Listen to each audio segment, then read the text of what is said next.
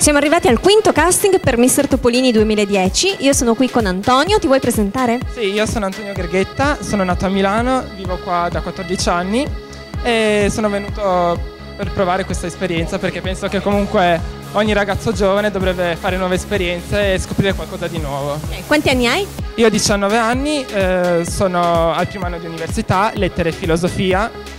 Il primo anno l'ho fatto a Udine, adesso il secondo penso di trasferirmi qua a Trieste. Esami da dare, da fare? Gli esami sono un po' messo male, però dai, me ne mancano ancora 2, ma penso di darli entro settembre. Cercheremo di non distrarlo troppo allora con Mister Topolini. Sai che ci sono un sacco di feste? Sì? Feste, eventi, serate, vabbè. Verrò comunque. Fammi gli esami, pazienza. Senti, io so che tu hai una passione per la moda. Vero. Disegno da quando ero piccolo, infatti sto facendo un corso di disegno dove abito, vicino a casa, e mi piacerebbe così disegnare anche nel mondo della moda oppure nel mondo del design, della pubblicità.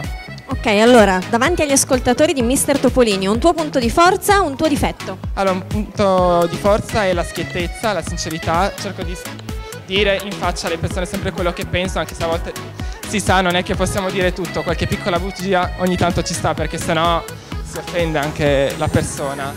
Punto di debolezza, sono molto permaloso, non sopporto le critiche, anche però a volte bisogna accettarle perché possono essere costruttive. E niente, che dire.